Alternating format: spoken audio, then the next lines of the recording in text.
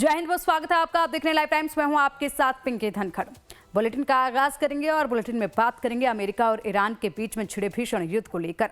अब यह युद्ध और भी तेज हो चुका है। अमेरिका की ईरान पर 24 घंटे में दूसरी बार बमबारी देखी गई है। अमेरिकी सेना ने ईरान के ठिकानों पर हमले किए हैं। कई हमले एक के बाद एक किए गए हैं। हॉर्मुज के पास अमेरिका की एयर स्ट्राइक देखी गई है। ईरान के जहाज़ों पर हमले का दावा भी किया जा रहा है कि ईरान के जहाज़ों पर अमेरिका ने हमला किया है। अमेरिकी सेना का हमलों को लेकर ये बड़ा दावा सामने आया है। जहाज़ों पर ड्रोन अटैक और फायरिंग की गई है, ये दावा किया गया है। यूएस विमानों ने भी ईरान की मिसाइल गिराई है, ये कहा जा रहा है। सेंट्रल कमांड ने हमले की जानकारी साझा की है। ईरान का ड्रोन अटैक नाकाम किया है, ये जानकारी जो है वो साझा की जा रही है। तो ईरान का ड्रोन अटैक नाकाम किया गया है। हॉर्मुज पर तकरार अब लगातार बढ़ती जा रही है। एक के बाद एक भीषण हमले जो हैं वो देखे जा रहे हैं। तो देखिए, एक बार फिर इस आसमान में मिसाइलें जो हैं वो दिखे नजर आ रही हैं। पूरा आसमान मिसाइलों से पटा पड़ा है, ड्रोन से पटा पड़ा है। अब ऐसे में सवाल ये उठता है कि आखिरकार कब तक यूं ही इस आसमान में मिसाइलें नजर आएंगी? कब शांति वार्ता की टेबल पर दोनों गुट एक साथ नजर आएंगे और कब जाकर सहमति बनेगी? क्योंकि फिलहाल तो ये एटीट्यूड, ईगो, उसकी लड़ाई ज्यादा नजर आती है, जिसके बीच आम जन के बारे में सोचा भी नहीं जा रहा है।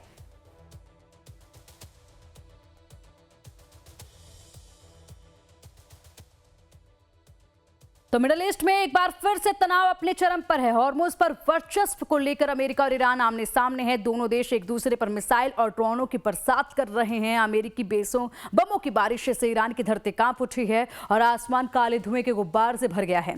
तो वहीं ईरान भी पलटवार में पीछे नहीं है। ईरान उन देशों पर जबरदस्त हमला कर रहा है जहां अमेरिकी ठिकाने मौजूद हैं।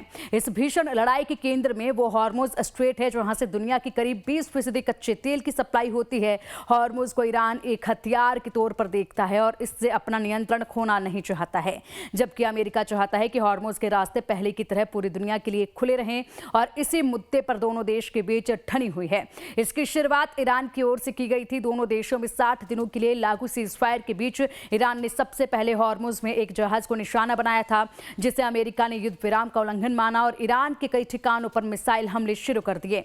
अमेरिका के इस हमले के जवाब में ईरान ने Jordan, Bahrain, Kuwait, Qatar, UAE और ओमान पर मिसाइलों और ड्रोन से हमले करने का दावा किया है। वहीं अमेरिका ने ईरान में 140 से ज्यादा ठिकानों पर बम और मिसाइल बरसाए हैं, जिनमें दक्षिणी बंदरगाह शहरों बंदर अब्बास, सिरिक चाबहार, बंदर एडेयर, जाश्क और असलिहा शामिल है, जहां भारी विस्फोट हुए हैं। अमेरिकी सेना ने जमीन और समुद्र से उड़ान भरने वाले फाइटर जेट, ड्रोन और नौसैनिक जहाजों से टारगेट ओरिएंटेड हमले किए, जिसमें इराक की मिसाइल और ड्रोन साइट, नौसैनिक क्षमताएं, गोला बारूद रखने की जगह, कम्युनिकेशन नेटवर्क और तटीय निगरानी केंद्र शामिल है। यानी अमेरिका के कड़े तेवर बता रहे हैं कि इस बार की जंग आर पार की है। ईरान को घुटनों पर लाने के लिए अमेरिका किसी भी हद तक जाने को तैयार है। महायुद्ध की शुरुआत से पहले राष्ट्रपति ट्रंप ने बताया था ईरान को बर्बाद करने के लिए 1000 मिसाइलें तैयार हैं। इस बीच अमेरिकी रक्षा मंत्री पिट हेगसेथ ने भी सोशल मीडिया एक्स पर पोस्ट में लिखा है कि ईरान ने गलत विकल्प चुना, अब उसे इसकी कीमत चुकानी होगी। वहीं ईरान के संसद स्पीकर मोहम्मद बागिर गालिबाफ ने सोशल मीडिया पर पोस्ट कर लिखा है कि अब एक तरफा समझौतों का दौर खत्म हो चुका है। हमने पहले ही कहा था, वादा निभाओ नहीं तो कीमत चुकाओ। गालिबाफ ने आगे लिखा है कि अब हकीकत सामने है। उन्होंने अपनी पोस्ट के साथ अमेरिका ईरान एमओयू के अनुच्छेद 5 की तस्वीर भी साझा की है। यह अनुच्छेद हॉर्मुज स्ट्रेट को दोबारा खोलने से जुड़ा है। इससे पहले ईरानी सर्वोच्च नेता सुप्रीम मुस्तफा खमनी भी कह चुके हैं कि उनके पिता के हत्यारे को बख्शा नहीं जाएगा। इतना ही नहीं, आयतुल्लाह अली खमनी के सुपुर्द खाक में भी अमेरिका के खिलाफ बदले की कार्रवाई की मांग हुई थी। यानी अमेरिका और ईरान के बीच जारी इस महायुद्ध का रिजल्ट अब सिर्फ विनाश दिखता है, जिसका असर पूरी दुनिया पर पड़ेगा। बता दें कि एक बार फिर से ईरान ने हॉर्मुज स्ट्रेट को बंद करने का दावा किया है और अमेरिका के उस दावे को खारिज कर दिया है। अमेरिका के उस दावे को खारिज कर दिया है जिसमें अमेरिकी सेना की ओर से कहा गया था कि युद्ध के बीच हॉर्मुज सभी देशों के लिए खुले हुए हैं, लेकिन अमेरिका के इन दावों के बीच हालात किसी से छिपे हुए नहीं हैं। वहीं दूसरी तरफ ओमान तट के पास एक जहाज पर हमला हुआ है। भारत के विदेश मंत्रालय के मुताबिक इस जहाज पर 11 भारतीय नागरिक सवार थे। इनमें से 10 को सुरक्षित बचा लिया गया है, जबकि एक भारतीय अब भी लापता है। भारत ने हमले की कड़ी निंदा की है। भारत ने कहा है कि इलाके में व्यापारी जहाजों और नागरिक बुनियादी ढांचे को निशाना बनाना तुरंत बंद होना चाहिए और बातचीत के जरिए समाधान निकलना चाहिए। विदेश मंत्रालय ने कहा है कि अंतर्राष्ट्रीय समुद्री मार्गों पर बिना किसी बाधा के जहाजों की आवाजाही जल्द बहाल होनी चाहिए। कुल कुल मिलाकर अमेरिका और ईरान के इस जंग से भारत समेत पूरी दुनिया प्रभावित है, लेकिन फिलहाल इसका कोई समाधान निकलता नहीं दिख रहा है। इस जंग को अमेरिका अपनी साख की लड़ाई मान बैठा है, तो वहीं ईरान भी इसकी हर कीमत चुकाने को तैयार है। लिहाजा मिडिल ईस्ट में बारूद की गंध फिलहाल शांत होती नहीं दिख रही है। तो अब ये आग जो है वो बढ़ती जा रही है और इस आग की चपेट में तमाम जो कंट्रीज हैं वो भी आती नजर आ रही हैं। फिलहाल इसी पर चर्चा के लिए हमारे साथ खास मेहमान जुड़ चुके हैं। हमारे साथ हैं जियोपॉलिटिकल एक्सपर्ट डॉक्टर अजिताभ जी। सर, बहुत स्वागत है आपका लाइव टाइम्स पर। और साथ ही हमारे साथ डिफेंस एक्सपर्ट और retired colonel SK. Malik ji हैं। मलिक सर, आपका भी बहुत स्वागत है लाइव टाइम्स पर। मलिक सर, शुरुआत आप ही से कर लेते हैं। जिस तरीके से हमले एक के बाद एक देख रहे हैं, एक के बाद एक हमलों से एक बार फिर से मिडल ईस्ट का जो आसमान है वो मिसाइलों से, ड्रोन से पटा पड़ा है। वहां पर एक बार फिर से चिंगारियां यूं ही नजर आ रही हैं जैसे अभी महज कुछ दिनों पहले नजर आती थी। लेकिन हमले तेज हो रहे हैं, एक दूसरे को कड़ी चुनौती दी जा रही है, बयान दिए जा रहे हैं बड़े बड़े। इस वक्त हॉर्मुज़ की कंडीशन बेहद खराब जो है वो बताई जा रही है। क्या कंडीशन आप देख पा रहे हैं ओवरऑल?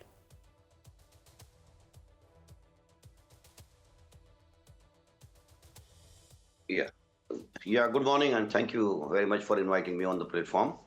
पिंकी जी, आज की जो हॉर्मुज़ की स्थिति है, पूरे ईरान की स्थिति देख लीजिए। ये सच में एक बहुत ही थोड़ा तनावपूर्ण स्थिति जरूर कहेंगे। कारण यह है कि अमेरिका ने जिस इंटेंसिटी के साथ दोबारा से इसका अटैक करना शुरू कर दिया है, उनको देखते हुए लगा कि वो अभी ये अटैक रुकने वाले नहीं हैं और इन अटैक की जो बमबारी है ये तो कुछ समय के लिए जारी रहेगी। कारण ये है कि वो इस बार उन्होंने, आप देखिए कि साउथ ईरान को ज्यादा टारगेट किया गया है।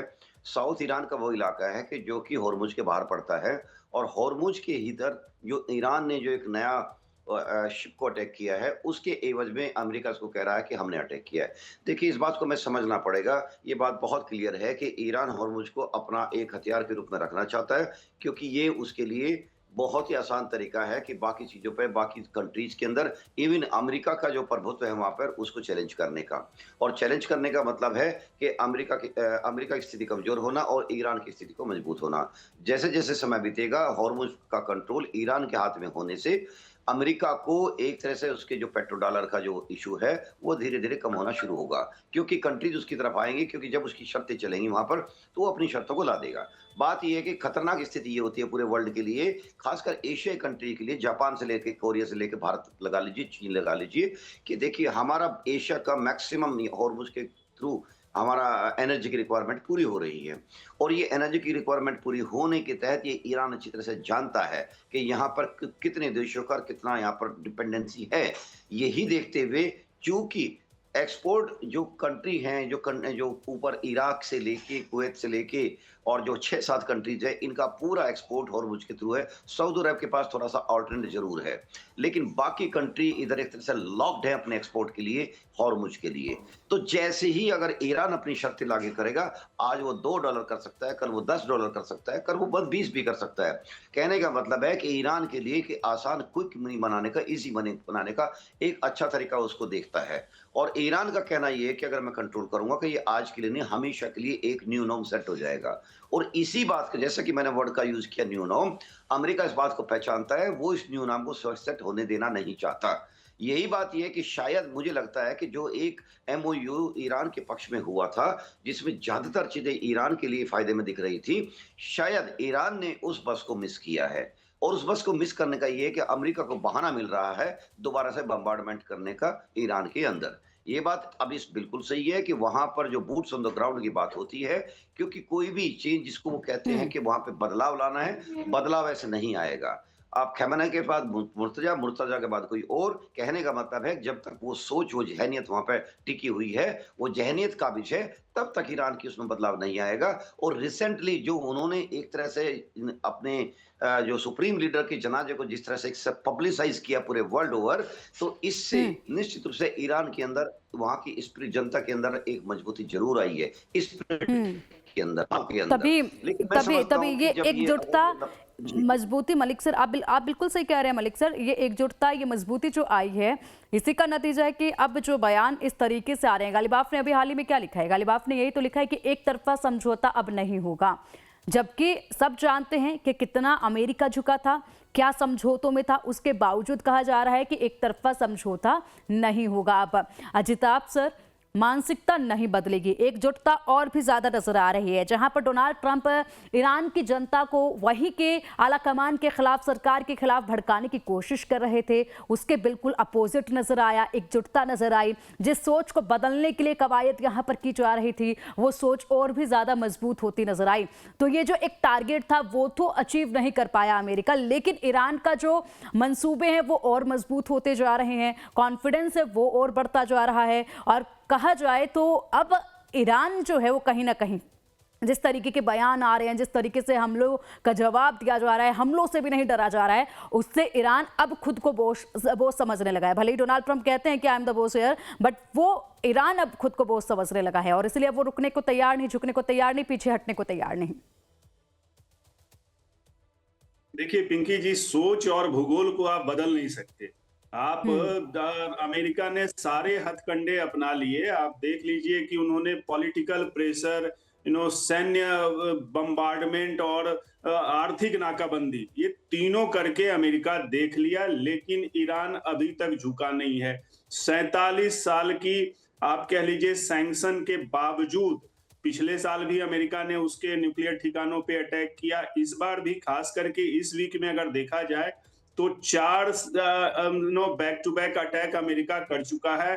300 साढ़े 300 ठिकानों पे टारगेट कर चुका है, और वो भी जो ईरान के साउथ के जो दक्षिणी किनारे हैं, जो हॉर्मुज से लगे हुए सारे स्ट्रेटेजिक उसके प्लेसेस हैं, उस पे अटैक किया है। उसके बावजूद भी अमेरिका ईरान को झुका नहीं पाया, हिलाया जरूर है लेकिन उखाड़ नहीं पाया है। ये दिखाता है कि ईरान की ज्योग्राफी जो है वो उसके फेवर में है और उसको हॉर्मुज बंद करने की भी जरूरत नहीं है। खाली ये दिखाना है कि वो हॉर्मुज को बंद कर सकता है, कंट्रोल कर सकता है, ये काफी है दुनिया की इकोनॉमी को ठंडा करने के लिए, क्योंकि हॉर्मुज से 20% से ज्यादा ऑयल एंड गैस की सप्लाई होती है, और अगर एशिया की बात करें तो 90% लगभग वहीं से सप्लाई होती है। तो ये तो एक तरह से कहिए कि एशिया की इकोनॉमी को, दुनिया की इकोनॉमी को एक झटके में ईरान कंट्रोल कर सकता है, हिला सकता है। दूसरी तरफ अमेरिका ने बहुत बर्बादी की है, तबाही की है ईरान की, लेकिन अभी भी ईरान को झुका नहीं पाया, उसकी सोच को तोड़ नहीं पाया है। अब अमेरिका सुनने में ये आ रहा है कि वो और ज्यादा जमावड़ा ला रहा है, अपनी ताकत को और ज्यादा बढ़ा रहा है। ऐसी खबरें आ रही हैं कि 20 से लगभग शिप्स, जो वॉरशिप हैं, युद्धपोत, अब अमेरिका फिर से भेजने की तैयारी में है, ईरान को फिर से और ज्यादा बर्बादी करने की तैयारी में है। अब ये दोनों की जो एक तरह से हठधर्मिता है, जिद है, वो रुकने का नाम नहीं ले रही है, और ऐसे में ऑयल एंड गैस के दाम बढ़ेंगे। उससे आप देख लीजिए फ्यूल, फूड और फर्टिलाइजर, ये तीनों 3F जो कहते हैं, तीनों का दाम बढ़ेगा, तीनों की सप्लाई चेन इफेक्टिव होगी, और इससे दुनिया की गति धीमी होगी, प्रगति की तो बात ही क्या करें। बिल्कुल सही कह रहे हैं अजिताभ सर। और आप देखिए, हठधर्मिता इनकी है और इसकी मार झेलनी पड़ रही है आम जनता को। सबसे ज्यादा इफेक्ट तो आम जनता को होगा। आम जनता नहीं देखती है कि दुनिया में किस चीज़ से क्या होगा, उनको सिर्फ और सिर्फ अपनी जेब से फ़र्क पड़ता है, अपनी पॉकेट से फ़र्क पड़ता है, उनकी पॉकेट पर कितना असर आया उससे फ़र्क पड़ता है। तो यहाँ पर जो है एक बुरा असर पूरी जनता पर देखने को मिलेगा, ना केवल भारत बल्कि तमाम कंट्रीज़ जो आसपास की हैं उन सभी पर यह असर जो है वो साफ तौर पर देखने को मिलेगा। और सरकारें भी कब तक इन हालातों को संभालेंगी ये भी देखना होगा। पॉलिसीज़ में बड़ा चेंज जो है वो नज़र आएंगे, पूरी तरीके से व्यवस्थाएँ जो हैं वो बदलती हुई नज़र आ सकती हैं अगर यहाँ पर हमले यूँ ही तेज़ हुए। लेकिन उम्मीद यही करते हैं कि एक बार फिर से बातचीत की टेबल पर दोनों गुट आए और साथ में बैठें और बातचीत हो तो राहत जो है दूसरी कंट्रीज को भी मिले। ऊर्जा संकट से पहले ये राहत मिलनी बेहद ज़्यादा ज़रूरी है। फिलहाल सर आप दोनों ही बने रहिएगा हमारे साथ, आगे भी इस विषय पर चर्चा करेंगे और बात करेंगे चीन और रूस का अब अंदर खाने से कैसा समर्थन जो है ईरान को मिल रहा है और क्या उनका रोल इस वक्त नजर आ रहा है। चलिए अब युद्धभूमि से एक बड़ी खबर सामने आ रही है। ईरान ने अमेरिका पर जवाबी हमले किए हैं। पहले अमेरिका ने एक के बाद एक 300 ठिकानों को टारगेट किया, उसके बाद ईरान ने जवाबी कार्रवाई की है। मध्य ईरान से खाड़ी देशों पर यह हमले किए गए हैं। ईरान ने कई बैलिस्टिक मिसाइलें यहाँ पर दागे हैं, तो जवाब में ईरान की तरफ से कई बैलिस्टिक मिसाइलें दागी गई हैं और इसी के साथ यहाँ पर जवाबी कार्रवाई ईरान फिलहाल करता नजर आ रहा है, क्योंकि अमेरिका की तरफ से ताबड़तोड़ जो हमले किए गए हैं उससे कई महत्वपूर्ण ठिकाने जो हैं वो टारगेट किए गए हैं। 300 ठिकाने अभी तक टारगेट किए जा चुके हैं। अब ईरान कार्रवाई कर रहा है और इसी के साथ एक और बड़ी जानकारी सामने आ रही है कि ईरान पर अमेरिका की भीषण बमबारी लगातार जारी है। अमेरिका रुकने का नाम नहीं ले रहा है और भीषण बमबारी का सिलसिला तेज हो चुका है। ईरान के केशम द्वीप के गवर्नर का दावा भी इस बीच सामने आया है। द्वीप पर 10 से 11 धमाकों की आवाजें सुनी गई हैं, ये बताया गया है। द्वीप पर 10 से 11 धमाकों की आवाजें सुनी गई हैं। आप देखिए किस तेजी के साथ ये हमले किए जा रहे हैं। ईरान के सैन्य ठिकानों पर यह हमला किया गया है, तो ईरान के सैन्य ठिकानों को टारगेट किया जा रहा है। वहीं एक और बड़ी जानकारी युद्धभूमि से निकलकर सामने आ रही है, जहां पर ओमान तट के पास जहाज पर हमला किया गया है। जहाज पर 11 भारतीय नागरिक सवार थे जिस वक्त हमला किया गया। 10 नागरिकों को सुरक्षित बचाया गया है। भारत ने हमले की कड़े शब्दों में निंदा की है। तो देखिए 11 भारतीय नागरिक इस जहाज पर सवार थे, लेकिन 10 नागरिकों को सुरक्षित बचा लिया गया है। ये जानकारी सामने आ रही है। ओमान तट के पास जहाज पर यह अटैक किया गया है, इस वक्त की ये बड़ी खबर है। अब चलिए हमारे खास मेहमानों का रुख कर लेते हैं। मलिक सर, आपका रुख करना चाहूंगी। लगातार हमलों का सिलसिला एक बार फिर से हम देख रहे हैं। हमलों को लेकर हम बात करेंगे, लेकिन फिलहाल अगर बात की जाए तो रसिया और चीन को लेकर क्या कहेंगे, उनकी क्या भूमिका इस वक्त नजर आ रही है? जी पिंकी जी, देखिए ये बात तो सर्वविदित है कि रशिया और चीन किसी भी प्रतिबंध का ईरान पर जो अमेरिका ने लगाए हुए उसका हमेशा से विरोध करते रहे हैं। उनका दूसरा बिल्कुल खुलेआम उनकी अप्रोच ये है कि वो किसी भी तरह का रिजीम चेंज का भी विरोध करते हैं वहां पर। यही बात होती है कि जब से ऑपरेशन स्पेसिफिक अगर बात करें, चीन ने खासकर, क्योंकि अमेरिका ने रूस को ऑलरेडी दोनों देशों के युद्ध में उलझाया हुआ है। मैं बात कर रहा हूं यूक्रेन की। यूक्रेन के साथ साथ चूंकि रूस को इतना लंबा खींचा जा रहा है, इसमें अमेरिका का बहुत बड़ा रोल है और नेटो को सपोर्ट करता है, हथियार करता है, नेटो के थ्रू उनको बहुत सारी मदद करता रहा है। एनीवे, अब आता हूँ इस पर। देखिए ये संबंध ऐसा है कि रूस क्यों चाहेगा कि अमेरिका यहाँ से निकले। वो जरूर चाहेगा कि अमेरिका उसमें उलझे रहे और पूरी दुनिया के अंदर अमेरिका की जो पोजीशन है वो लिक्विडेट हो। यही बात है कि चीन ने ऑपरेशन के दौरान मिलिट्री हार्डवेयर हो, चाहे गुप्तचर जानकारियां हो और लाइव फीड सैटेलाइट के माध्यम से हो, क्योंकि एयर डिफेंस ईरान के पास तकरीबन ना के बराबर है और रही है पहले से ही। यही बात अमेरिका जानता है कि एयर डिफेंस, एयर फोर्स उसके पास नहीं है। ये जानते हुए चीन ने पूरा military hardware, even software support और इसके साथ साथ पूरा लाइव ट्रैकिंग सपोर्ट चाइना ने ईरान को प्रोवाइड कराया है। इसके साथ साथ उन्होंने फाइनेंशियल सपोर्ट भी दी है, क्योंकि हम सब जानते हैं कि उनके साथ 25 साल का एक दूरगामी उनके साथ समझौता ऑलरेडी है अभी भी, लेकिन चूंकि ऑपरेशन है कि अभी फिलहाल होल्ड में लगता है। लेकिन इन सब चीजों को देखते हुए कुल कहानी ये लगती है कि पूरा सपोर्ट चीन की तरफ से, खासकर क्योंकि हम देखेंगे चाइना के अंदर 2 महीने तक बड़ी पॉलिटिकल एक्टिविटी रही हैं, जिसके अंदर जाके फ्रांस के राष्ट्रपति, अमेरिका के राष्ट्रपति, ईरान की जो डिग्निटरीज हैं उनकी कई विजिट्स उनके अंदर रही है और जॉइंट उनका जो कॉपरेशन रहा है उसके तहत उन्होंने अपनी डॉक्ट्रिन को शेयर किया है और ईरान के तहत ईरान अमेरिका पर कैसे काउंटर अटैक करे, इस चीज में उनका काफी योगदान रहा है। डॉक्ट्रिन के माध्यम से भी, मिलिट्री स्ट्रेटजी के माध्यम से भी, मिलिट्री टैक्टिक्स के माध्यम से भी, मिलिट्री सपोर्ट, हार्डवेयर सपोर्ट, ये पूरा का पूरा उन्होंने दिया है। इसके साथ साथ बीच बीच में ईरान को चूंकि पैसा चाहिए था, तो ईरान को सपोर्ट करने के लिए चाइना ने उनसे काफी तेल खरीदा है, जो कि कभी शैडो फ्लीट के तहत गया है, या जो चाइना की जो दूसरी छोटी कंपनियां हैं जो कि एक तरह से अमेरिका के बैन के दायरे में नहीं आती है, उनके थ्रू काफी ईरान से तेल खरीद कर उन्होंने ईरान को भी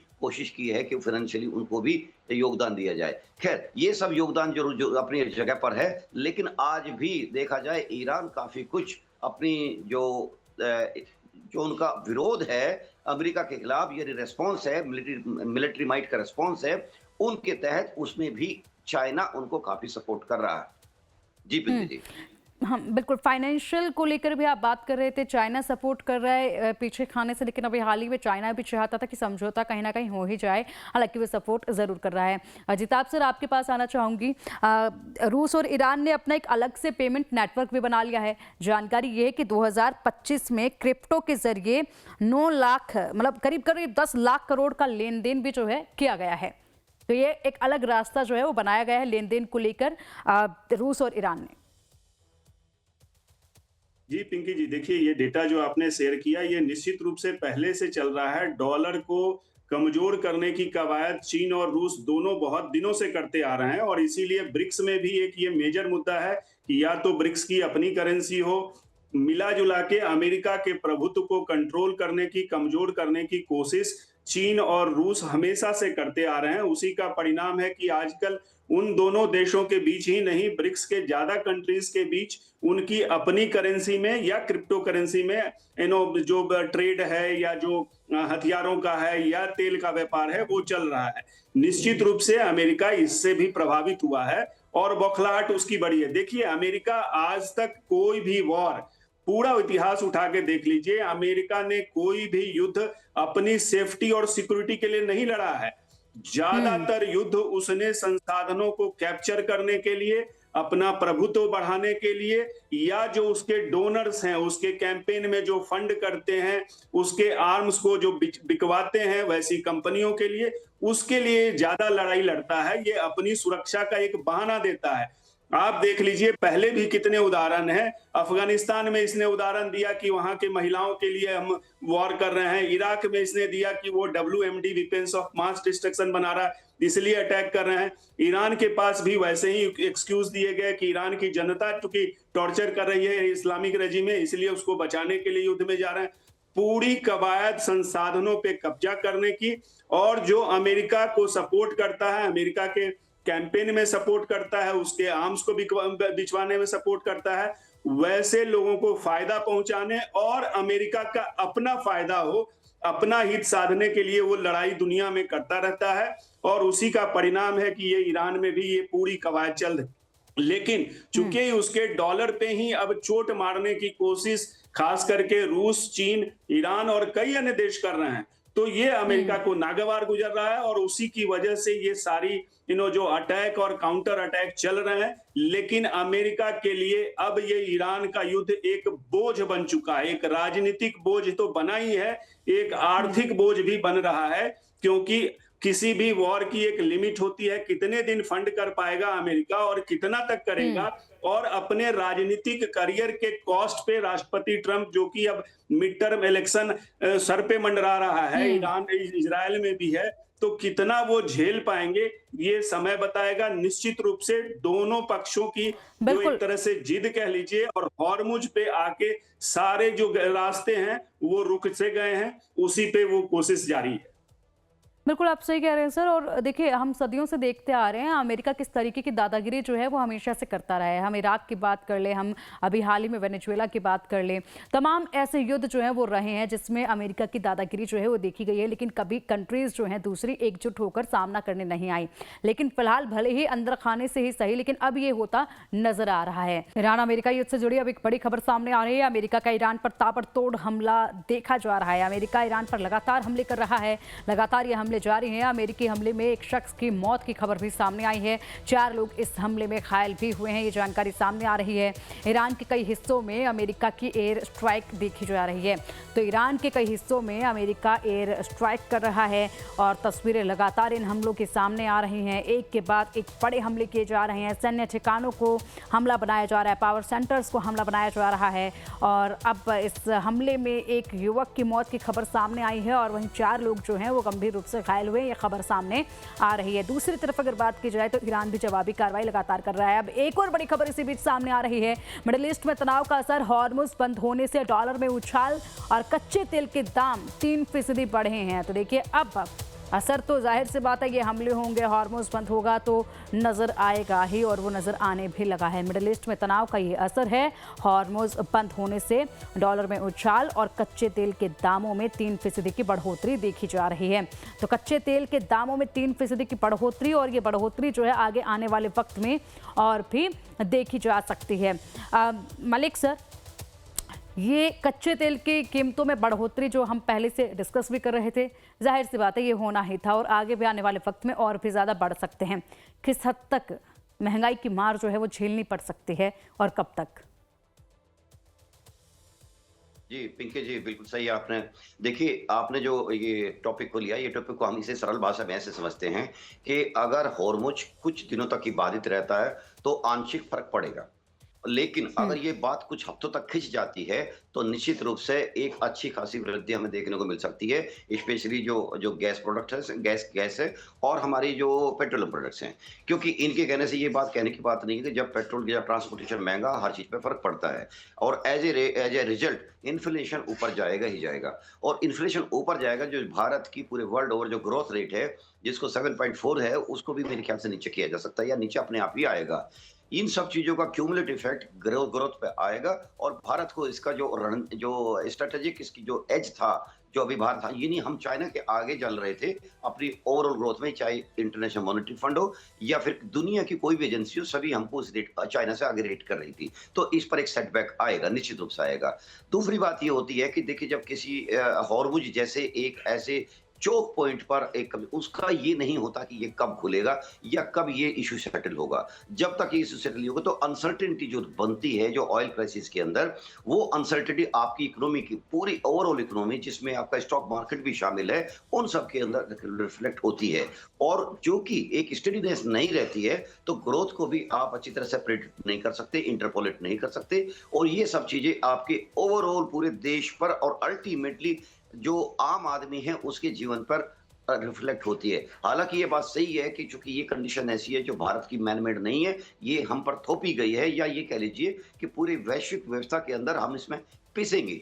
लेकिन चूँकि ये हमारे हाथ में कुछ नहीं है, 2 ऐसे देश आपस में लड़ रहे हैं जो एक तरह से जिद्दी रूप धारण कर चुके हैं। और दूसरी बात ये है कि अमेरिका का काम ये है कि अमेरिका भले ही जीते या ना जीते, दूसरे देश का विध्वंस करना, विनाश करना भी अमेरिका में ये भी अमेरिका अपनी जीत मानता है, क्योंकि उसके बाद देखा जाए अमेरिका के लोगों का ही इसमें कहीं न कहीं हित होता है। उनकी कंपनियाँ डायरेक्टली इन्वॉल्व होती है और अल्टीमेटली एक बात समझिए कि मैं इतना मानता हूँ कि अमेरिका हर युद्ध से बेनिफिट होता है किसी न किसी रूप में। क्योंकि अमेरिका ऐसे ही आपकी इतनी वर्ल्ड की जो इकोनॉमी बना है, उसके जो डॉलर जैसे मजबूत होते हैं, आपने भी ज़िक्र किया कि डॉलर में मजबूती देखी गई है। वो अमेरिका यही चाहता है कि डॉलर मजबूत बना रहे, वर्ल्ड में उसकी डिमांड बनी रहे, तो उसका पर्पज़ सोल्व होता है।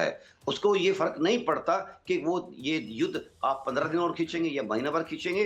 अल्टीमेटली मिलिट्री माइट यानी वार एक अमेरिका की इकोनॉमी का बहुत बड़ा हिस्सा है और यही देखते हुए अमेरिका ज़्यादा चिंता नहीं करता, चिंता वो करते हैं जो विकासशील कंट्री हैं और जो अपने देखा जाए इन चीज़ों पर डे टू डे रिक्वायरमेंट पर हेवीली डिपेंडेंट करते हुँ, हैं इस जलडमरू पर। और ठीक है। जी, लेकिन मैं ब एक ही बिल्कुल सेकंड जी, जी, सर। जी मलिक सर, एक बड़ी जी, जानकारी पिंकी जी। सामने आ रही है, उसका ये रुख कर कहना लेते हैं। चाहता हूँ कि भारत को अपनी मलिक सर, इसी बीच मैं आपकी बात पूरी सुनूंगी। एक बड़ी खबर सामने आ रही है, उसका रुख कर लेते हैं। मिडिल ईस्ट में हमलों के बीच में ट्रंप ने एक बड़ा पोस्ट किया है जिसमें उन्होंने कहा है कि ट्रंप ने इस पोस्ट में F-22, F-22 रैप्टर और B-1B लॉन्चर की फोटो साझा की है। ट्रंप ने B-2 बॉम्बर की तस्वीरें भी इस पोस्ट में शेयर की हैं। ट्रंप अपनी ताकत दिखाने की कोशिश कर रहे हैं। तो नई तस्वीरें जो हैं यहाँ पर जारी की गई हैं, डोनाल्ड ट्रंप के तरफ से एक पोस्ट किया गया है उसमें, और इसमें दिखाया जा रहा है तैयारियां, अपनी ताकत, और इनडायरेक्टली ये चेतावनी है ईरान को, और ईरान को ही ये ताकत दिखाई जा रही है कि देखिए किस कदर हम हमलों के लिए तैयार हैं और हमले जो हैं अब वो आक्रामक होंगे और तेज होंगे। अजिताभ सर, डोनाल्ड ट्रंप अपनी ताकत दिखा रहे हैं। शुरुआत जब हुई थी इन हमलों की तो उस वक्त ईरान की तरफ से एक वीडियो साझा किया गया था जिसमें ईरान की ताकत नजर आई थी हथियारों की, और अब डोनाल्ड ट्रंप ने एक तस्वीर जो है वो साझा की है। क्या, किस तरीके से आप देख रहे हैं, ये केवल डराया ही जाएगा या फिर हमले वाकई में अब खुलकर होने वाले हैं? देखिए पिंकी जी, डराने की तो शुरू से चेष्टा रही है और अभी भी वो प्रेशर, जो सैन्य प्रेशर और एक तरह से कह लीजिए कूटनीतिक प्रेशर, वो लगातार राष्ट्रपति ट्रंप बनाते रहे हैं। और अभी भी जो खबरें आ रही हैं कि फिर से अमेरिका डिप्लॉयमेंट की तैयारी में है और ईरान को फिर से घेरने की तैयारी में है।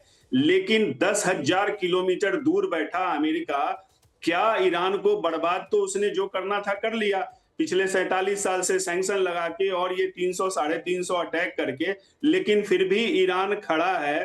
तो अमेरिका को भी उसकी लिमिट शायद पता अब होनी चाहिए, क्योंकि अमेरिका के ही एक बड़े साहित्यिक जो उसके जनक माने जाते हैं, मार्क ट्वेन ने कभी ऐसा कहा था, लिखा था कि अमेरिकन जो हैं युद्ध से ही वहां की ज्योग्राफी, वहां का भूगोल जान पाते हैं। अब अमेरिका को हॉर्मुज की ज्योग्राफी, उसका भूगोल पता हो गया होगा और वह वो समझना चाहिए उनको कि यहाँ की ज्योग्राफी उनको 10,000 दूर किलोमीटर बैठ के नहीं कंट्रोल कर सकते, इसको नहीं बदल सकते। उसके लिए यहाँ पे गल्फ के देशों का सहयोग उनको चाहिए। इसीलिए यहाँ पे वो जितने भी मिलिट्री बेसेस बना के बैठे हुए हैं, और उस मिलिट्री बेसिस पे भी हमें देखिए ईरान की लगातार अटैक हो रही है। आज भी उसने फिर से अटैक किया है। अमेरिका के अटैक के जवाब में बहरीन में, कुवैत में ये फिर खबर आ रही है कि अटैक किया है। जॉर्डन में भी वो तैयारी कर रहा है। तो ये कहाँ रुकेगा? अमेरिका क्या 10,000 किलोमीटर दूर बैठ के हर चीज को कंट्रोल कर सकता है? क्या अपने पार्टनर को वो बचा सकता है? ये अमेरिका एक्सपोज हो चुका है कि वो अब अपने जो उसके खाड़ी के देश हैं, जहां अमेरिका के मिलिट्री बेसेस हैं, वो भी सुरक्षित नहीं रहे। उनको अच्छा खासा डैमेज भुगतना पड़ा है। निश्चित रूप से ईरान की तो बर्बादी तबाही हुई है। मिला जुला के यही है कि ये वॉर से सॉल्यूशन नहीं है। राष्ट्रपति ट्रंप जो इतना एक पता नहीं पॉलिटिकल उनको घर में दिखाना है, उनके लिए अब दिक्कत हो गया कि हॉर्मुज गले की फांस बन गई है, हड्डी बन गई है, क्योंकि हॉर्मुज पे ही सब आके अटक गया है। जो हॉर्मुज कभी एक मुद्दा नहीं था, अब हॉर्मुज पे लेके राष्ट्रपति ट्रंप एक तरह से वो जेसीपोवा जो न्यूक्लियर एग्रीमेंट था 2015 में तोड़ दिया। उसमें तो न्यूक्लियर मुद्दे पे बात थी, अब तो हॉर्मुज बन के निकल गया। हॉर्मुज कौन जीतता है, किसका कंट्रोल हॉर्मुज पे रहता है, ये अमेरिका के लिए अब बहुत बड़ी चिंता और एक तरह से बोझ बन गया है। और ये सारी कवायद अमेरिका उसी के लिए कर रहा है। और उसका एक इनडायरेक्ट कह लीजिए कि जो ईरान में इतनी बड़ी संपदा, अकूत भंडार तेल और गैस के हैं, उस पे कब्जा वेनेजुएला के बाद अब यहां उसकी है। लेकिन अमेरिका क्या सफल होगा? पहले तो सुरक्षा और रक्षा वो निश्चित करे, उसके बाद संसाधनों पे कब्जे की बात सोचे। अभी तो वही वहां पे चैलेंज आ रहे हैं। अमेरिका खुद ही सुरक्षित नहीं है। इजराइल में जितने अटैक हो गए, खाड़ी के देशों पे अटैक हो गए, कहीं ना कहीं ये अमेरिका की हार, अमेरिका की गिरती पकड़ को दिखाता है। बिल्कुल आप सही कह रहे हैं सर। अब अमेरिका का जो दबदबा है, जो रसूख है, वो कम होता जा रहा है। वो खत्म तो नहीं कहेंगे, लेकिन कम ही इस वक्त होता नजर आ रहा है। लेकिन कितना कम होगा, कहां तक जाएगा, ये देखने वाली बात होगी। और पूरी तरीके से तस्वीर जो है वो मिडल ईस्ट की बदलती तो नजर आ ही रही है। इसी बीच एक बड़ी जानकारी सामने आ रही है, उसका रुख कर लेते हैं। इस पर भी अपडेट आपसे हम लेंगे सर। गाजा में इजराइल का बड़ा हमला आप देखा जा रहा है। अल बुरेज, शिवर और साबरा में ये हमले किए गए हैं। हमले में 6 फिलिस्तीनी मारे गए हैं, ये जानकारी सामने आई है। इजराइल ने हमले का वीडियो जारी किया है। तो इजराइल की तरफ से हमले का वीडियो जारी किया गया। हमले में 6 फिलिस्तीनी मारे गए हैं और बड़ा अटैक देखा जा रहा है। गाजा में इजराइल ने बड़ा हमला किया है। अल बुरेज, शिवर और साबरा में यह हमला किया गया है। हमले में 6 फिलिस्तीनी मारे गए हैं। इजराइल की तरफ से हमले का वीडियो जो है वो साझा किया गया है। तो इजराइल की तरफ से इस हमले का वीडियो साझा किया गया है। हमले यहां पर पहले से जारी थे, जो कभी रुके ही नहीं थे, लेकिन अब ये हमले और भी तेज हो गए हैं। इसी बीच एक और बड़ी जानकारी सामने आ रही है। इजराइल का दक्षिणी गाजा में हमला देखा गया है। हमले तो यहां लगातार जारी थे, लेकिन अब ये हमले तेज हो चुके हैं। हमले में 14 से ज्यादा फिलिस्तीनी घायल हुए हैं, ये बताया जा रहा है। गाजा के स्वास्थ्य मंत्रालय ने इसकी जानकारी खुद साझा की है। युद्ध शुरू होने के बाद से 73,200 लोगों की मौत यहां पर हो चुकी है। संख्या देखिए, 73,000, ये 73 नहीं, 73,200 लोगों की मौत की बात हो रही है। गाजा में युद्ध विराम के बावजूद इजराइल के सैन्य अभियान जारी है। युद्ध विराम तो केवल एक नाम ही रह गया है। जैसे इंटरनेशनल लॉ की बात करते हैं हम लोग, वो केवल एक नाम रह गया, एक टर्म रह गया है। वैसे युद्ध विराम जो है वो केवल एक नाम रह गया। इसका पालन कोई नहीं करता है, सिर्फ एक डॉक्यूमेंटेशन ये होता है जो जारी कर दिया जाता है एक दूसरे को दिलासा दिलाने के लिए, और उसके पीछे फिर सब कुछ होता रहता है, हमले होते रहते हैं। तो उसका कोई महत्व अब रह नहीं गया है। यहाँ पर हमारे मेहमान खास लगातार हमारे साथ जुड़े हुए हैं। मलिक सर, ना इंटरनेशनल लॉ ये एक केवल शब्द रह गया है, ये हकीकत में कुछ रहा नहीं है। युद्ध विराम कुछ रहा नहीं है, ये भी महज एक शब्द रह गया है जिसका पालन करने तक की कोशिश नहीं की जाती है। ये तो युद्ध विराम का ऐलान होता है, उसके अगले दिन टूट जाता है, या फिर अगले दिन छोड़िए कुछ ही घंटों में टूट जाता है। तो मुझे लगता है कि ये जो वर्ड्स है ना, ये डिक्शनरी से हटा देने चाहिए इन तमाम कंट्रीज को अपने, क्योंकि इनका कुछ मतलब तो रहा ही नहीं। अब ये हमले लगातार जारी हैं। इजराइल तो पहले से नहीं चाहता था कि हमले रुके। इजराइल तो पहले से नहीं चाहता था कि डोनाल्ड ट्रंप जो है वो राजी हो जाए किसी भी समझौते के लिए। अब नेतन्याहू तो सोच रहे होंगे कि चलिए सही है, दोबारा से आग भड़की, कम से कम मेरा मकसद अब पूरा होगा। पिंकी जी देखिए, पूरे सिनेरियो पे या वर्ल्ड में कहीं भी कॉन्फ्लिक्ट होते हैं, पहली बात तो उनका समाधान हमेशा बातचीत से ही होता है। ईरान इराक 9 साल तक युद्ध चला, और अभी हम देख रहे हैं यूक्रेन रशिया का वॉर 4 साल यानी 5 साल हो जाएंगे थोड़े दिनों में। बात ये होती है कि ये ऐसे कौन से कारण हैं कि जो उनको युद्ध को नहीं रुकने देता है। अगर हम इनकी जड़ में जाए, इनकी जड़ में वो है कि जैसे मैं एग्जांपल चलो फोकस करता हूँ गाजा वाले केस पे, अभी क्योंकि आपने ये ब्रेकिंग न्यूज दी इस फोकस पे कि अगर मैं जड़ में जाता मलिक सर, लगता है आपका नेटवर्क चला गया है। एक बार फिर से आपसे कनेक्ट करने की हम कोशिश करेंगे। जिताब सर, सवाल आपसे भी यही है। नेतन्याहू तो नहीं चाहते थे कि अभी समझौता हो, जब तक उनका मकसद पूरा नहीं हो जाता है, जब तक उनकी जो तमाम डिमांड्स है वो फुलफिल नहीं हो जाती हैं। अब दोबारा से हमले तेज हुए हैं तो कहीं ना कहीं संतुष्ट तो नेतन्याहू नजर आ ही रहे होंगे कि चलिए दोबारा से सब कुछ हुआ तो अब मुझे भी मौका मिलेगा, डोनाल्ड ट्रंप अब मेरे साथ ही रहेंगे। जी बिल्कुल, आपने सही कहा। प्रधानमंत्री नेतन्याहू तो कभी नहीं चाहते थे कि ये युद्ध रुके, क्योंकि अभी वहां अक्टूबर में इलेक्शन होने वाले हैं और उनका राजनीतिक एक तरह से कह लीजिए करियर दांव पे लगा हुआ है, क्योंकि इजराइल के अंदर इजराइल की आवाम जो है, जनता नहीं चाहती कि ये युद्ध रुके। वो चाहते हैं कि इजराइल को पूरी तरह से सिक्योर किया जाए, चाहे वो गजा की तरफ से हो या लेबनान की तरफ से हो या यमन और कई जो। तो इजराइल तो लगभग 6 फ्रंट पे एक साथ लड़ रहा है और पिछले 4 साल से लगभग 2023 से ये कंटिन्यूअसली लड़ रहा है। तो उसकी भी एक क्षमता एक की सीमा है।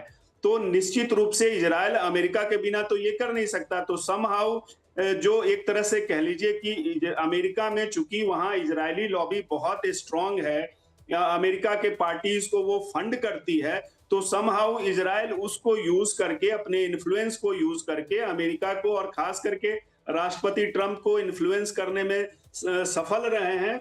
और अब भी वो इस तरह के कंटिन्यू युद्ध के लिए उन्होंने अभी बीच में दिया कि राष्ट्रपति ट्रंप पे ही खतरा है, उसको मारने की कोशिश हो रही है ईरान के द्वारा। इस तरह से वो प्रेशर बनाने में, इन्फ्लुएंस करने में अमेरिका की नीतियों को, अमेरिका की रणनीति, कूटनीति को वो सफल रहे हैं बदलने में इजराइल के फेवर में। और अब ये भी खबरें आ रही हैं कि इसी सप्ताह राष्ट्रपति ट्रंप की मुलाकात होने वाली है नेतन्याहू से, क्योंकि नेतन्याहू अमेरिका जाने की तैयारी में है। तो अब रणनीति में हो सकता है कुछ और चेंजेज आए और इजराइल चूंकि रुकेगा नहीं, वो तो कोशिश करेगा। गजा में तो वो कर ही रहा है, 73,000 74,000 वहां पे कैजुअलिटी अब हो चुकी है। गजा के प्रॉब्लम्स पे किसी का ध्यान नहीं है। अमेरिका ने आगे बढ़ के एक बोर्ड ऑफ पीस बनाया, न वो बोर्ड दिख रहा है, न वो पीस दिख रहा है। और उसी तरह अब लेबनान में आप देख लीजिए, 2-2 संघर्ष विराम के बावजूद पिंकी जी, कोई एक दिन भी वहां संघर्ष का विराम क्या अर्ध विराम भी नहीं दिखा है। जैसा हम सब लोग जानते हैं किस तरह से इजराइल ने दोनों तरफ गजा में 70% से ज्यादा एरिया को कैप्चर कर रखा है, वैसे ही लेबनान में भी जो खास करके दक्षिणी लेबनान का एरिया है, जहां पे हिजबुल्लाह का कभी प्रतिनिधित्व और दबदबा होता रहा है, उस एरिया पे इजराइल ने काफी बढ़ के अभी कब्जा कर लिया है। तो उसकी तो कोशिश है कि अपनी सुरक्षा और रक्षा को मजबूत करे।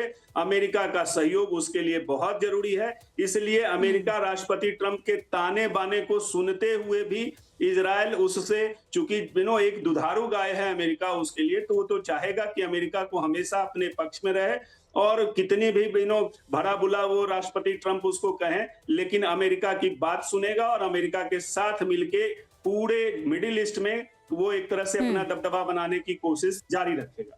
बिल्कुल बिल्कुल, पूरी तरीके से दबदबा बनाने की कोशिश जो है वो जारी रखी जाएगी और दोनों ही तरफ से ये देखा जा रहा है। लेकिन फिलहाल देखना ये होगा कि सिचुएशन किस हद तक बिगड़ती है, सुधरने के कितने चांसेस हैं, बैठक बातचीत के कितने चांसेस नजर आते हैं, कहां से पहल जो है वो बातचीत की शांति को लेकर दोबारा से हो सकती है। तो अमेरिका और ईरान में अपना शक्ति प्रदर्शन दिखाने की होड़ लगी हुई है। दोनों ही अपना दबदबा जो है वो बनाना चाहते हैं और इसी के साथ यहाँ पर हमले लगातार तेज हो रहे हैं इसी सिलसिले में।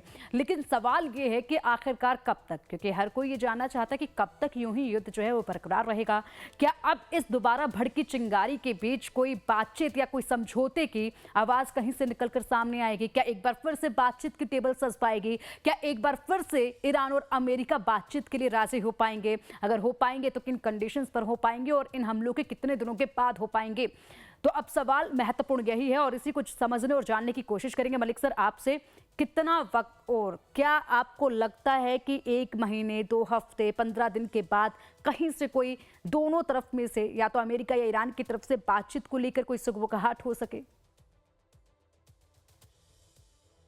पिंकी जी, पहले तो माफी चाहूंगा, थोड़ा सा इंटरप्शन हुआ पिछली वार्ता के दौरान, बट अभी मैं जी जी। आता हूं जो अभी आपने सवाल किया। पिंकी जी देखिए, समय सीमा को निर्धारित करने में अभी थोड़ा सा और क्लैरिटी और चाहिए, क्योंकि युद्ध या ये ऑपरेशन किस तरफ बढ़ता है या ईरान की तरफ रेस्पॉन्स किस लेवल का होता है, हॉर्मुज का जो ब्लॉकेड है वो किस डिग्री तक जाता है, इन सब चीज़ों को असेस करना होगा एनालाइज करने से पहले। लेकिन मैं इतना बता दूं कि जब समझौते होते हैं, अभी जो सब देखिए एमओयू हुआ था, अभी लग रहा था कि दोनों तरफ से एक तरह से संतुष्टि की भाव लग रहे थे, क्योंकि ईरान के लिए था कि वो अपने को विन विन सिचुएशन में पा रहा था, और अमेरिका एक तरह से देखा जाए अपना पीछा छुड़ाकर अपने देश में एक ये प्रोजेक्ट करने की कोशिश कर रहा था कि हमने दुनिया को आगे फर्दर एस्केलेशन से बचाया। लेकिन चूंकि ये बात कई हो चुकी है, अब ये बात का कोई मतलब नहीं बचता एमओयू का। समझौते तब होते हैं या तो दोनों देशों की रिक्वायरमेंट बहुत ज्यादा इंटेंस हो जाती है एक बात, या कोई एक पक्ष इतना टूट जाए कि वो लड़ने की स्थिति में या रिटेलिएट करने की स्थिति में नहीं आए। अभी दोनों की दोनों सिचुएशन ऐसी कोई भी नजर नहीं आती है। रिक्वायरमेंट जरूर फील होती है, लेकिन उसके अंदर दोनों देशों के हित बहुत बड़े हैं।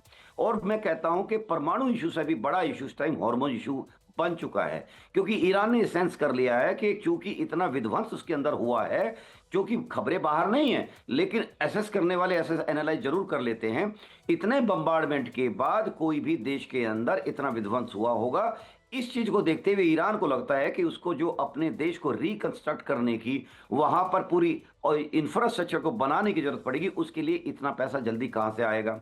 अमेरिका सैंक्शन अगर उठा भी लेता है तो अमेरिका की नीयत पर हमेशा संशय और शक बना रहेगा, और अमेरिका उस पर शर्तें लगाता रहेगा। जैसे कि उसने अरबों डॉलर उसने रिलीज करने की बात मानी, डी फ्रीज करने की बात मानी थी एमओयू के तहत, लेकिन हुआ क्या, उसने कहा कि नहीं, मेरे से आप एग्रीकल्चर प्रोडक्ट्स खरीदिए, उसकी शक्ल में इनको वापस लौटाया जाएगा।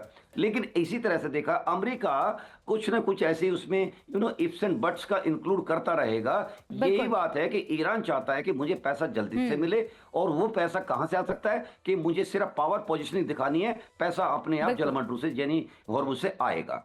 जी बिल्कुल बिल्कुल मलिक सर, वक्त बहुत ज़्यादा कम है और अब इस चर्चा को समाप्त करने की दिशा में हम बढ़ रहे हैं, इसलिए अंतिम जो एक विचार है वो अजिताभ सर से लिया जाएगा। सर, आपको क्या लगता है कितना वक्त और कहीं से कोई आवाज़ उठेगी शांति को लेकर? तो क्या अमेरिका या ईरान की तरफ से तो खैर नज़र नहीं आता, लेकिन ये भी खबरें हैं कि ईरान के अंदर खाने में एक धड़ चाहता है कि बातचीत हो, समझौता हो, लेकिन जो कट्टरवादी धड़ बताया जाता है वो बिल्कुल भी समझौता नहीं चाहता है।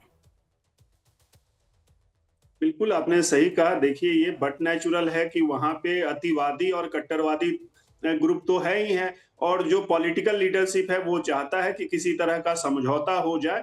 तो ये नेचुरल है। आईआरजीसी को जिस तरह से क्षति पहुंचाई गई है, और एक तरह से वहां के सुप्रीम लीडर को मार दिया गया, उसके कमांडर्स को मारा गया है, तो आईआरजीसी से बौखलाया तो है, और सेना तो इसी के लिए ट्रेनिंग उनको मिलती है। वो तो जय और क्षय, आर आर पार की लड़ाई लड़ते हैं, तो वो तो चाहेगा कि ये कंटिन्यू हो, उससे उसकी इकोनॉमी भी बढ़ती है, उसकी सैलरी भी मिलती है। दूसरी तरफ जनता की जो तबाही है और जनता के जो प्रॉब्लम्स हैं, चाहे वो महंगाई का हो, हर तरह के रोजगार का हो, तो वो तो चाहेंगे कि बातचीत हो और कोई ना कोई समझौता हो। लेकिन समझौता होगा कैसे जब अमेरिका अपनी जिद पे अड़ा हुआ है? अमेरिका को अपने को प्रूव करना है कि दुनिया का वो शक्तिशाली है, दुनिया का वो डोमिनेट करता है, दुनिया को वो डिक्टेट करता है। तो वहां पे अमेरिका की तरफ से जो पिछला समझौता था उससे बड़ा कुछ इनको चाहिए राष्ट्रपति ट्रंप को, तभी तो वो नोबेल प्राइज उनको मिलेगा। और यहाँ पे ईरान अब इस युद्ध से निश्चित रूप से ज्यादा मजबूत और शक्तिशाली बन के निकला है। अजिताभ वैसे सर, में डोनाल्ड ट्रंप नोबेल पुरस्कार को भूल चुके हैं। अब वो अपनी शाख बचाने के पीछे पड़े हुए हैं कि मेरी शाख बच जाए, जो दबदबा मैंने बनाकर इतने सालों से मेहनत से रखा है वही कम से कम बच जाए। वो इस कोशिश में है। नोबेल पुरस्कार को लेकर तो अभी हाल फिलहाल में हालांकि एक स्टेटमेंट आया था कि मैंने कितने युद्ध रुकवाए, लेकिन खुद का घर अब नहीं संभल पा रहा है, खुद की लगाई आग जो है वो बुझा नहीं पा रहे हैं। लेकिन वो दावा करते हैं कि इंडिया पाकिस्तान का युद्ध भी मैंने ही सुलझाया है। फिलहाल सर, इस चर्चा में इतना ही, समय बहुत कम है मेरे पास और अब इस कार्यक्रम को यहीं पर विराम देना होगा मुझे। लेकिन 2 बजे युद्ध भूमि में एक बार फिर से आपसे मुलाकात होगी, विस्तार से इन तमाम मुद्दों पर फिर से चर्चा होगी।